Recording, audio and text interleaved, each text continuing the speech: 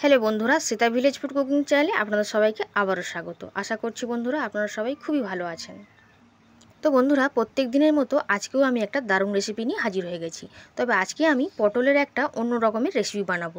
রোজ দিন বন্ধুরা পটলের একঘেয়ে রেসিপি খেয়ে যখন আর ভালো লাগবে না, তখন আপনারা খুবই ঝটপট এই রেসিপিটা বানিয়ে নিতে পারেন। গরম ভাতের সঙ্গে খেতে বন্ধুরা পটলের এই রেসিপিটা কিন্তু দারুণ লাগে। যারা ধরুন পটল খেতে পছন্দ করে না, তাদেরকে এরকমভাবে যদি বানিয়ে দেওয়া যায়, তারাও কিন্তু পটল খেতে পছন্দ করবে। চলুন তাহলে পটলের একটা দারুণ রেসিপি বানিয়ে নেওয়া যাক। তো প্রথমে আমি কয়েকটা পটল নিয়ে নিয়েছিলাম। এবার সামন দিক আর পিছন দিকটা কেটে নিচ্ছি। নিয়ে এরকমভাবে একটু ছিলে নিতে হবে। এটা কিন্তু ছাড়িয়ে নেওয়া যাবে না, কারণ পটলগুলোকে যখন ভাজা হবে তখন কিন্তু খুব সহজে নরম হয়ে যাবে, সেই জন্য রেসিপিটা ভালো হবে না। বা সেই জন্য আমি এরকমভাবে গাটা একটু ছিলে নিচ্ছি। তো সমস্ত সব পটলগুলোর এইভাবে আমি পরিষ্কার করে নিচ্ছি একটু।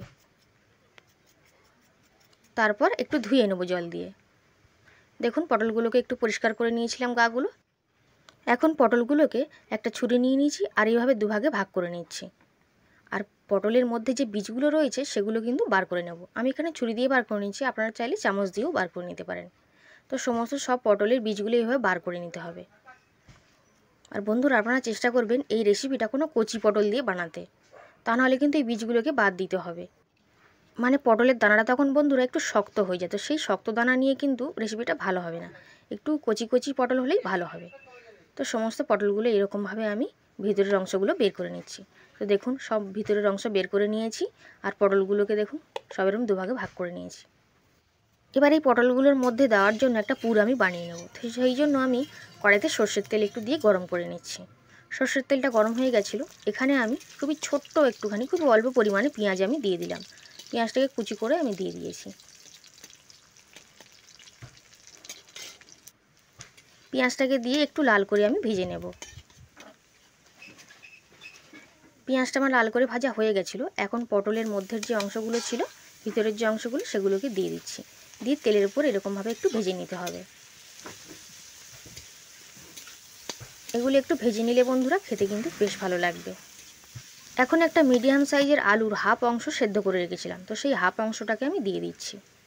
আপনারা যে পরিমাণে বানাবেন পুরটা কিন্তু সেই পরিমাণেই বানাতে হবে। তো আলুটা এভাবে ম্যাশ করে আমি দিয়ে নিলাম। আলুটাকে দিয়েও পটলের সঙ্গে এই পটলের দানাগুলোর সঙ্গে একটু কষিয়ে নিচ্ছি।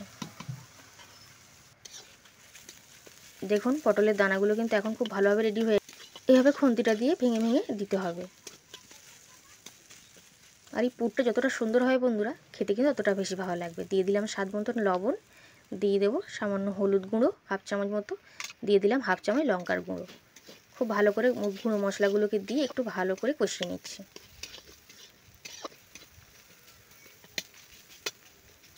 খুব ভালো করে কষিয়ে নিয়েছিলাম। সবশেষে দিয়ে দিলাম একটা ডিম। চাইলে দিতেও পারেন, নাও দিতে পারেন, তবে ডিমটা দিলে কিন্তু খেতে বেশ ভালো লাগবে। ডিমটা দিয়ে একটু ভালো করে সব কিছুর সঙ্গে মিশিয়ে নিচ্ছি।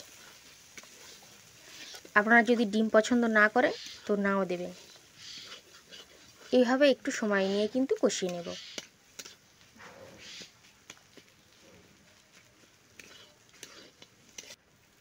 এখন বন্ধুরা পুরটা কিন্তু আমার রেডি হয়ে গেছিলো, তাই আমি নুনটা দেখে নিয়েছি ঠিকই আছে। এবার আমি কড়াই থেকে নামিয়ে নিচ্ছি। তো আর এখন পটলগুলোকে নিয়ে নিচ্ছি, একটা একটা করে নিয়ে নেব। আর সমস্ত সব পটলের মধ্যে পুরগুলোকে ভরে নেব। তবে পুরগুলো বন্ধুরা একটু বেশি করেই কিন্তু দিতে হবে, তাহলেই কিন্তু খেতে ভালো লাগবে। এইভাবে চামচ দিয়ে পুরটা ভরে, এইভাবে দেখুন একটা কিন্তু আমার বানানো হয়ে গেছে। এরকম সুন্দর করে কিন্তু সবগুলোকেই বানিয়ে নেব। খুবই সহজ বন্ধুরা।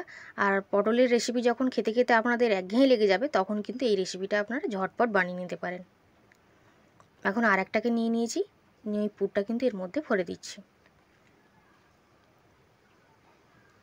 পুরটাকে ভরে একটু বেশি করে দিতে হবে। একটু বেশি করে দিয়ে চামচ দিয়ে একটু সুন্দর করে সেট করে দিতে হবে। তো সবগুলো পটলকে আমি একই রকমভাবে বানিয়ে নিচ্ছি।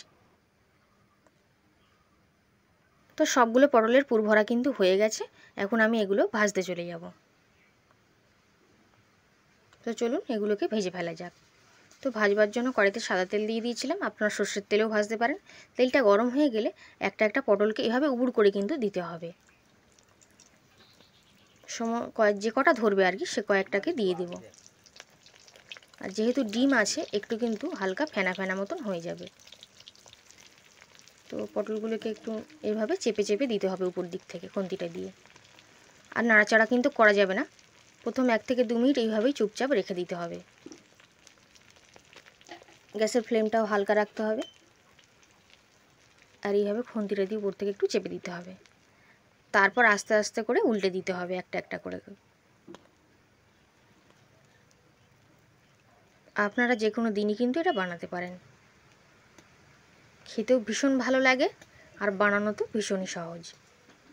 তো এখন কিন্তু উল্টে পাল্টে আমি ভেজে নিয়েছিলাম, এখন তেলটা ঝারিয়ে তুলে নিতে হবে। এখন এগুলো কিন্তু খুলেও যাবে না, খুব ভালোভাবেই কিন্তু সেট হয়ে গেছে। তো তেলটা একটু ঝারিয়ে নিচ্ছি, নিয়ে তুলে নিচ্ছি। এইভাবে সবগুলোই কিন্তু আমি ভেজে নেব। তো সবগুলো ভাজা হয়ে গেছিলো, একটা প্লেটের মধ্যে আমি তুলে সাজিয়ে নিয়েছি। কত সুন্দর দেখতেও লাগছে দেখুন, খেতে তো ভীষণ ভালো লাগে। এমনি শুধুও খাওয়া যায় বা গরম ভাতের সঙ্গে খেতেও কিন্তু ভীষণ ভালো লাগে।